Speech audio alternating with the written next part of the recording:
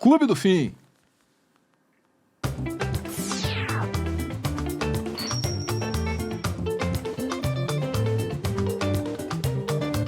Teobaldo, que pergunta temos pra esse cara aqui, que é um dos mais legais da internet brasileira, né? É gente boa esse pirula, porra. Então, Ricardo... Então, sim, acho... tá cortado aqui um pouco. Dalceno, Ricardo Dalceno. Dalceno, Obrigado, Ricardo. Acabou de mandar aqui. Uma vez fiz um curso de magia, meu professor chamava de cálculo integral, mas pra mim era a mesma coisa. Tinham símbolos estranhos, umas palavras esquisitas e pá, surgia um número no final. Magia. Pirula, cálculo integral é magia. Eu gostei disso aqui. Aí vai aquela discussão, a matemática foi descoberta ou inventada? Né? Os números existem a despeito de nós sabermos que eles existem ou não, né? Vai essa discussão filosófica, tanto é que a matemática ela é originalmente uma área da filosofia, né? Uhum. Então, o meu pai, quando meu pai fez matemática, ele quase concluiu o curso, mas ele deu aula de matemática há muito tempo e tal. E meu pai, ele o curso de matemática ficava no departamento de filosofia. Então, né, faz até todo sentido. Muito recentemente, né? Você veja, né? Como essa separação é recente, né, Pirula? Na geração do teu pai... Meu pai não tá tão velho. Meu pai não tá tão velho, assim. Caramba. Teobaldo, temos mais lá? Temos. E a terapia, hein? Pirula, o Eric Pirata tirou o tarô pra você? Tirou, lógico. Tirou para mim mais de uma vez. Eu acho interessante como experiência, aquilo que o Álvaro falou, né? E o que eu entendo é que, como é uma questão interpretativa, né, mesmo assim, você tem uma possibilidade de interpretações ali, que algumas podem ser, inclusive, enfim, como se fosse uma conversa no psicólogo, algo assim, né? Usando uma ferramenta. Eu não usaria essa ferramenta do ponto de vista psicológico, porque ela não digamos assim, ela não é científica, mas é uma possibilidade. Conheço gente que usa, né? Então, eu achei interessante, como experiência, eu achei interessante.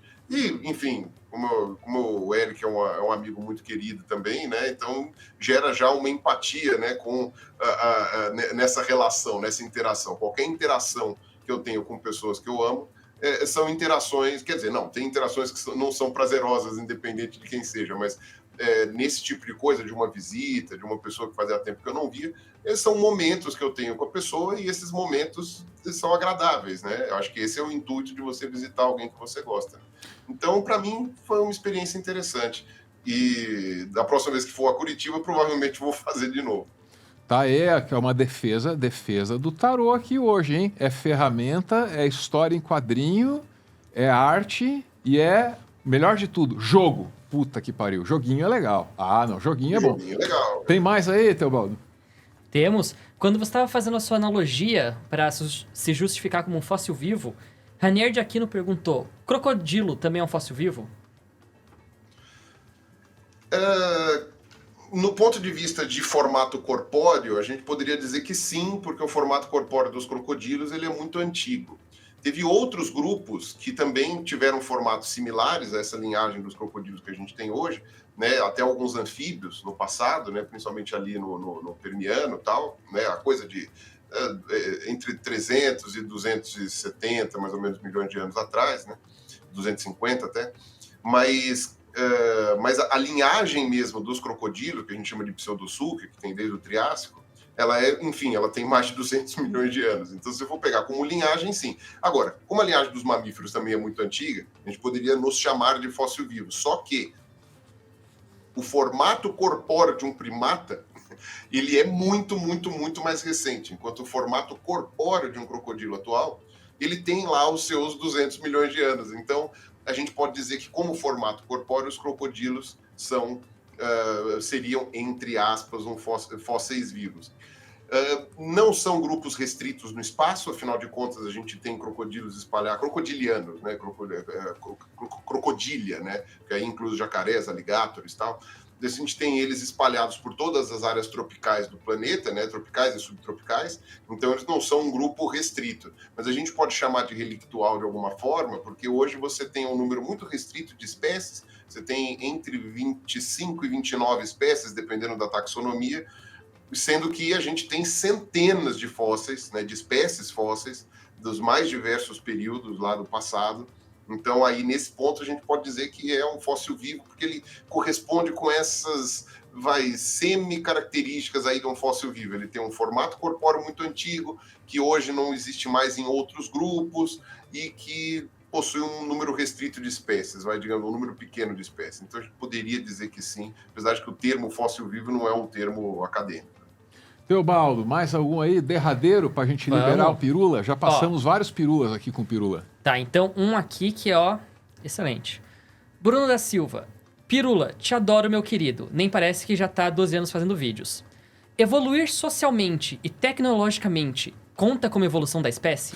Pô, essa aí é uma boa, Pirula. A evolução corrente do Homo sapiens. Esse é um assunto aí... pô, parece que tem muita aresta pra parar aí, né, cara? Cara, isso é uma coisa que tem me perseguido recentemente. É interessante como as ideias elas vão surgindo e o pessoal começa a cobrar, né?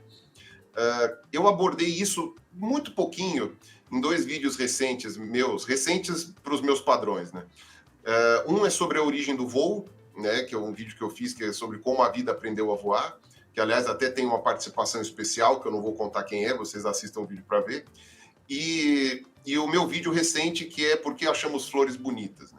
em que eu abordo um pouquinho sobre como o nosso comportamento ajudou a moldar a nossa anatomia, de alguma maneira, né? Então, quando você está falando de espécie, para você definir uma espécie e para você definir que uma espécie mudou, você precisa de mudanças anatômicas, né? Ou no mínimo mudanças comportamentais, mas não comportamentais no sentido de, sei lá, eu rezo para, eu acredito que o Maomé é profeta, eu acredito que Jesus é o filho de Deus. Não é esse tipo de comportamento. Então, são mudanças comportamentais que sejam geneticamente determinadas, entendeu? Então, é uma mudança comportamental como, sei lá, o canto de um pássaro ou de um sapo, como, enfim, a construção da teia de uma aranha, que por mais que haja ali uma questão de aprendizado, você tem o métier já nasce com o bicho, né? Ele já nasce sabendo fazer boa parte daquelas coisas. Então, isso seria o que determinaria. E no nosso caso, os nossos traços culturais, eles não são, em sua grande maioria, geneticamente herdados, né? Eles são passados de geração em geração pelos mais velhos, né? E no caso da gente que inventou a escrita, né, não precisa nem ter o contato com os mais velhos, você só precisa saber como decodificar a escrita, né, entender o que está escrito para você conseguir adicionar conhecimento, né, e saber de outras coisas. Então, nesse caso, né, a nossa cultura não entra como uma evolução da espécie no sentido biológico, né? Tipo, virar um outro tipo de espécie. Não é mais Homo sapiens, é Homo, sei lá, tecnológico, sei lá. Não, nesse ponto não. Porém, a gente teve eventos durante a nossa evolução que alteraram a nossa anatomia. Alguns eventos antigos o suficiente, como a domesticação do fogo. A gente sabe que a domesticação do fogo alterou a nossa arcada dentária, o tamanho, inclusive, da mandíbula, o tamanho dos dentes, a distribuição dos dentes, a gente sabe disso.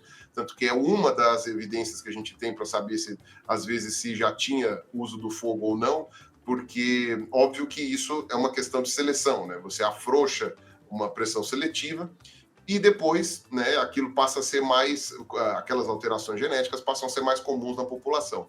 Então, a gente está falando de um hábito, no caso, o hábito de cozinhar a comida, que alterou objetivamente, né, um aspecto físico.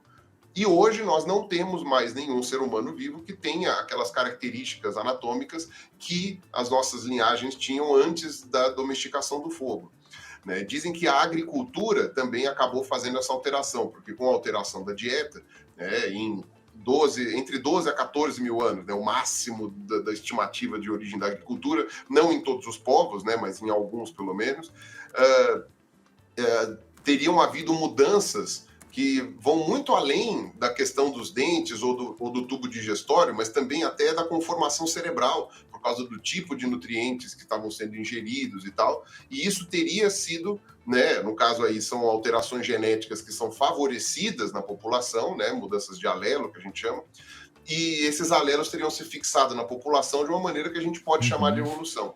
Né? Então, a gente tem aí a nossa tecnologia, no caso, a agricultura é uma tecnologia, interferindo na nossa anatomia. Então, de alguma forma, se no futuro a gente tiver uma outra tecnologia disruptiva que pegue toda a espécie humana e começarem a surgir indivíduos com essas alterações genéticas que sejam beneficiadas por causa da tecnologia, se isso for duradouro o suficiente, outras coisas podem ser indicativas, entendeu? Então, eu acredito que não seja do jeito que o Bruno perguntou, mas de alguma maneira, sim, a gente pode ter algumas tecnologias que, desde que você dê o tempo suficiente, né, possam gerar alguma alteração anatômica. Isso definitivamente não entra o celular, não entra o computador ou a rede social, porque isso é muito recente e isso está mudando com tanta velocidade que não há uma constância a ponto de gerar, né, uma seleção natural no futuro. Mas, enfim, vai saber o que vem para frente. Da hora. Lembrei também do trabalho da professora Suzana Ercolano Hausel, aqui do Brasil, cara. Ela associa esse desenvolvimento à nossa capacidade ou habilidade de cozinhar, porque aí a gente passou a extrair os nutrientes com mais facilidade e tal. Diz que fez uma puta diferença. É bem legal a pesquisa dela. Bem legal. Sim, eu conheço a pesquisa da Suzana há muito tempo atrás, já eu acompanho. Tive a oportunidade de falar com ela antes de eu ter canal no YouTube, sei lá, acho que era 2009 ou 2010, eu tive uma chance de falar com ela, e é uma pessoa brilhante, ela tem aí definitivamente é um orgulho para a ciência nacional, apesar de não estar mais trabalhando no Brasil, mas ela possui aí essa discussão sobre a alimentação, que tem a ver com aquilo que eu estava falando, que é da domesticação do fogo. Para você cozinhar a comida, você precisa aprender ou a fazer fogo, ou a controlar o fogo no mínimo, né? Então, tanto é que o pessoal faz essa distinção, né? Que o fogo foi dominado pelo Homo erectus, né? Mas você tem o fogo controlado e o fogo domesticado. O fogo controlado eu ainda não sei fazer fogo, mas quando aparece fogo na floresta, alguma coisa assim, eu consigo manter ele aceso de alguma forma e aquilo vai ajudando a minha família. O fogo totalmente domesticado, a gente fala que é quando a espécie humana aprende a fazer o fogo e aí não depende mais de cair um raio ou alguma coisa assim, né? Então, isso realmente foi talvez a mudança mais relevante, né, da espécie humana quando você faz essa avaliação de tecnologia, né? Da hora. Pirula, obrigado por estar com a gente aqui, tá, cara? Porra, sempre um papo aí muito agradável. Obrigado mesmo, meu. Pô, eu que agradeço, para mim é sempre um prazer, vocês, assim, eu podendo e vocês me chamando, eu apareço, tá? Eu tenho um apreço muito grande pelo trabalho de todos vocês, tenho um apreço muito grande por você também, Álvaro, né? A gente ainda não teve o prazer de se conhecer pessoalmente, mas espero que não demore muito. Não, quando a gente se vê, eu quero bater um papo contigo sobre Neandertal, que é a minha outra obsessão aí, Pirula, tarô e Neandertal. Eu aprendi na escola, rapidão. Eu aprendi na escola que Neandertal era um bicho, cara. Era um bicho que a gente teve que matar para sobreviver nesse mundo. E tem pesquisa nova aí mostrando que o Neandertal tinha funeral elaborado, cuidavam um dos outros lá, fazia curativo de algum jeito, tinham sociedades mais elaboradas. E nós temos aí o DNA do Neandertal. Então passou de um competidor para um primo / ancestral aí a ser valorizado. O Neandertal foi injustiçado, Pirula. Temos que corrigir isso. Foi injustiçado, Neandertal foi injustiçado, concordo contigo, e houve muita resistência, que eu até acredito que em algum aspecto foi saudável quando a gente fala academicamente, houve resistência em aceitar, né, todas essas questões aí que você falou envolvendo os neandertais, né, como agentes sociais e culturais, né, mas eu também acho que os neandertais são uma espécie muito, muito relevante. É uma pena que a gente hoje não tenha mais neandertais aí a gente pode entrar em outras discussões, mas achei engraçado você falar de tarô e de neandertal, né? Eu fiquei imaginando o neandertal ponto tarô, né? É o neandertal. São minhas obsessões nesse momento, meu amigo. Tarô e neandertal. Tenho lido muito sobre neandertal e fico, me ensinaram tudo errado na escola, cara. Era sofisticado pra caramba o nosso primo aí.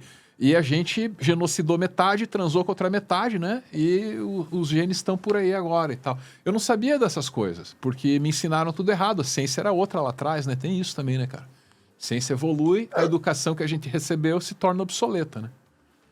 O conhecimento vai se acumulando, às vezes você tem uma quebra de paradigmas e isso é importante, né? Isso acontece quando você descobre.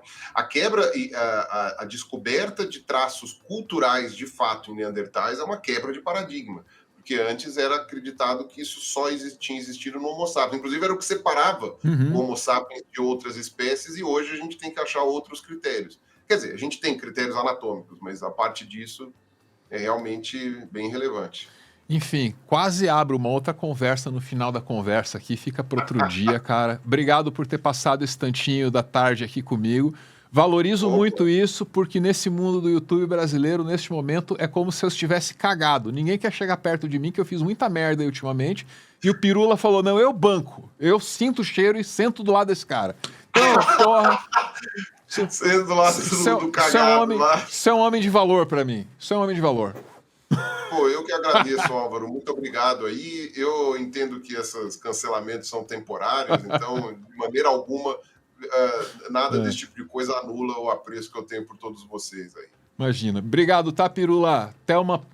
Até em breve e espero não esperar muitos pirulas até o Pirula novamente. Valeu! Também espero que não. Tá certo, viu? Um abraço para todos aí. Valeu. Senhoras e senhores, esse foi o nosso Pirula aqui no Meteoro. Mais uma vez, quero agradecer a ajuda da nossa Fílmica.